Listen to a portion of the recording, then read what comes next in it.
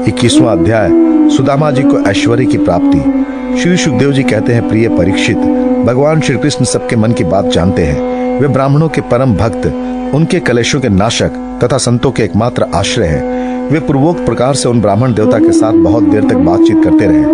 अब वे अपने प्यारे सखा उन ब्राह्मण से तनिक मुस्कुराकर विनोद करते हुए बोले।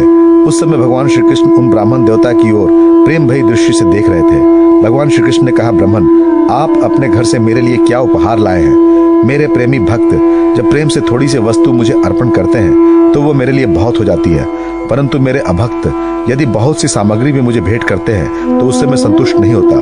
जो पुरुष प्रेम भक्ति से फल फूल अथवा पत्ता पानी में से कोई भी वस्तु मुझे समर्पित करता है तो मैं उस शुद्ध चित्त भक्त का वो प्रेमोपहार केवल स्वीकार ही नहीं करता बल्कि तुरंत भोग लगा लेता हूँ। परीक्षित, भगवान श्री कृष्ण के ऐसा कहने पर उन ब्राह्मण देवता ने लज्जावश उन लक्ष्मीपति को वे 4 मुट्ठी चूड़े नहीं दिए। उन्होंने संकोच से अपना मुंह नीचे कर लिया था। परीक्षित, भगवान श्री कृष्ण समस्त प्राणियों के हृदय का एक एक संकल्प और उनका अभाव भी जानते हैं। उन्होंने ब्राह्मण के आने का कारण, उनके हृदय की बात जान ली। अब वे विचार करने लगे, एक तो ये मेरा प्यारा सखा है, दूसरे इसने पहले कभी लक्ष्मी की कामना से मेरा भजन नहीं किया है। इस समय ये अपनी पतिव्रता पत्नी को प्रसन्न करने के लिए उसी के आग्रह से यहाँ आया है। अब मैं इसे ऐसी संपत्ति दूंगा जो देवताओं के लिए भी अत्यंत दुर्लभ है। भगवान श्री कृष्ण ने ऐसा विचार करके उनके वस्त्र में से चिथड़े की एक पोटली में बंधा हुआ चिवड़ा, ये क्या है, ऐसा कहकर स्वयं ही छीन लिया और बड़े आदर से कहने लगे, प्यारे मित्र, ये तो तुम मेरे लिए अत्यंत प्रिय भेंट लाए हो। ये चिवड़े न केवल मुझे बल्कि सारे संसार को तृप्त करने के लिए पर्याप्त है। ऐसा कहकर वे उसमें से एक मुट्ठी चिवड़ा खा गए और दूसरी मुट्ठी ज्यों ही भरी त्यों ही रुक्मिणी के रूप में स्वयं भगवती लक्ष्मी जी ने भगवान श्री कृष्ण का हाथ पकड़ लिया, क्योंकि वे तो एकमात्र भगवान के परायण हैं, उन्हें छोड़कर और कहीं जा नहीं सकती। रुक्मिणी जी ने कहा, विश्वात्मन, बस बस, मनुष्य को इस लोक में तथा मरने के बाद परलोक में भी समस्त संपत्तियों की समृद्धि प्राप्त करने के लिए ये एक मुट्ठी चिवड़ा ही बहुत है, क्योंकि आपके लिए इतनी प्रसन्नता का हेतु बन जाता है। परीक्षित, ब्राह्मण देवता उस रात को भगवान श्री कृष्ण के महल में ही रहे। उन्होंने बड़े आराम से वहां खाया पिया और ऐसा अनुभव किया मानो वे बैकुंठ में पहुंच गए थे। परीक्षित, श्री कृष्ण से ब्राह्मण को प्रत्यक्ष रूप में कुछ भी न मिला, फिर भी उन्होंने उनसे कुछ मांगा नहीं। वे अपने चित्त की करतूत पर कुछ लज्जित से होकर भगवान श्री कृष्ण के दर्शन जनित आनंद में डूबते उतराते अपने घर की ओर चल पड़े। वे मन ही मन सोचने लगे, अहो, कितने आनंद और आश्चर्य की बात है। ब्राह्मणों को अपना इष्ट देव मानने वाले भगवान श्री कृष्ण की ब्राह्मण भक्ति आज मैंने अपने आंखों से देख ली है। धन्य है जिनके वक्ष स्थल पर स्वयं लक्ष्मी जी सदा विराजमान रहती है। उन्होंने मुझ अत्यंत दरिद्र को अपने हृदय से लगा लिया। कहाँ तो मैं अत्यंत पापी और दरिद्र, और कहाँ लक्ष्मी जी के एकमात्र आश्रय भगवान श्री कृष्ण, परंतु उन्होंने ये ब्राह्मण है ऐसा समझकर मुझे अपनी भुजाओं में भरकर हृदय से लगा लिया। इतना ही नहीं, उन्होंने मुझे उस पलंग पर सुलाया जिस पर उनकी प्राण प्रिया रुक्मिणी जी शयन करती हैं, मानो मैं उनका सगा भाई हूँ। कहाँ तक कहूँ, मैं थका हुआ था, इसलिए स्वयं उनकी पटरानी रुक्मिणी जी ने अपने हाथों चवर डोलाकर मेरी सेवा की। ओ, देवताओं के आराध्य देव होकर भी ब्राह्मणों को अपना इष्ट देव मानने वाले प्रभु ने पांव दबाकर अपने हाथों खिला पिलाकर मेरी अत्यंत सेवा शुश्रूषा की और देवता के समान मेरी पूजा की। स्वर्ग, मोक्ष, पृथ्वी और रसातल की संपत्ति तथा समस्त योग्य सिद्धियों की प्राप्ति का मूल उनके चरणों की पूजा ही है। फिर भी परम दयालु श्री कृष्ण ने ये सोचकर मुझे थोड़ा सा भी धन नहीं दिया कि कहीं ये दरिद्र धन पाकर बिल्कुल मतवाला ना हो जाए और मुझे ना भूल बैठे। इस प्रकार मन ही मन विचार करते करते ब्राह्मण देवता अपने घर के पास पहुंच गए।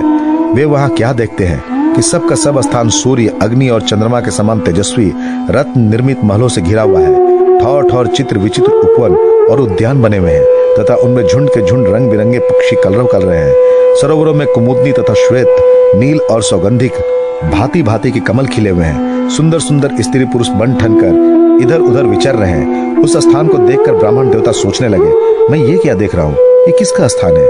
यदि ये वही स्थान है जहाँ मैं रहता था तो ये कैसे हो गया? इस प्रकार वे सोच ही रहे थे कि देवताओं के समान सुंदर सुंदर स्त्री पुरुष गाजे बाजे के साथ मंगल गीत गाते हुए उस महाभगवान ब्राह्मण की अगवानी करने के लिए आए। पतिदेव का शुभागमन सुनकर ब्राह्मणी को अपार आनंद हुआ और वो हड़बड़ाकर जल्दी जल्दी घर से निकल आई। वो ऐसी मालूम होती थी मानो मूर्तिमती लक्ष्मी जी ही कमल वन से पधारी हो।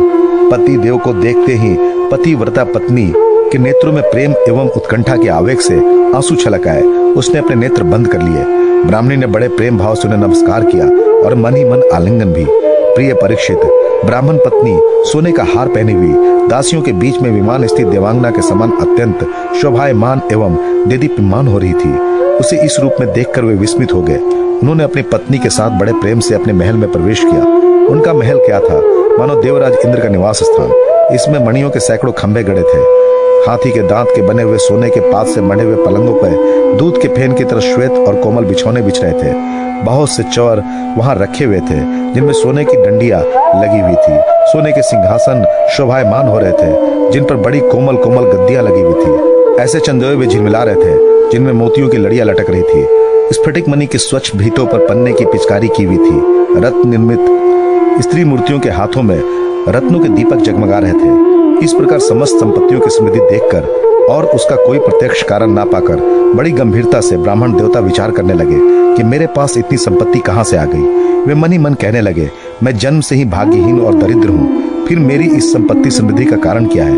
अवश्य ही परम शैर्यशाली यदुवंशी शिरोमणि भगवान श्री कृष्ण की कृपा कटाक्ष के अतिरिक्त और कोई कारण नहीं हो सकता।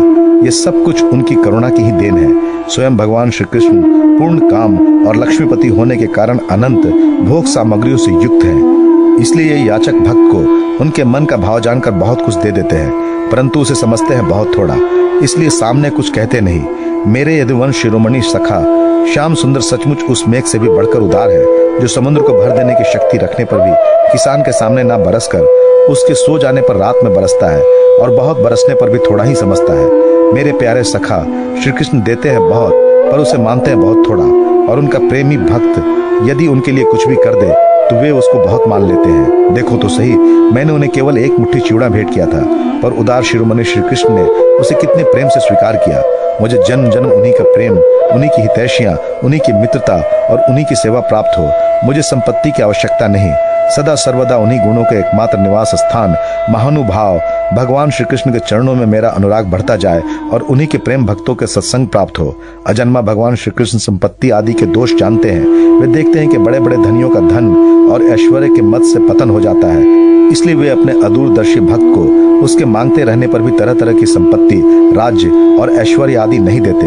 ये उनकी बड़ी कृपा है। परीक्षित, अपनी बुद्धि से इस प्रकार निश्चय करके वे ब्राह्मण देवता त्याग पूर्वक अनासक्त भाव से अपनी पत्नी के साथ भगवत प्रसाद स्वरूप विषयों का ग्रहण करने लगे और दिनों दिन उनकी प्रेम भक्ति बढ़ने लगी। प्रिय परीक्षित, देवताओं के भी आराध्य देव भक्त भयहारी यज्ञपति सर्वशक्तिमान भगवान स्वयं ब्राह्मणों को अपना प्रभु, अपना इष्ट देव मानते हैं, इसलिए ब्राह्मणों से बढ़कर और कोई भी प्राणी जगत में नहीं है। इस प्रकार भगवान श्री कृष्ण के प्यारे सखा उस ब्राह्मण ने देखा कि यद्यपि भगवान अजीत है, किसी के अधीन नहीं है, फिर भी वे अपने सेवकों के अधीन हो जाते हैं, उनसे पराजित हो जाते हैं। अब वे उन्हीं के ध्यान में तन्मय हो गए।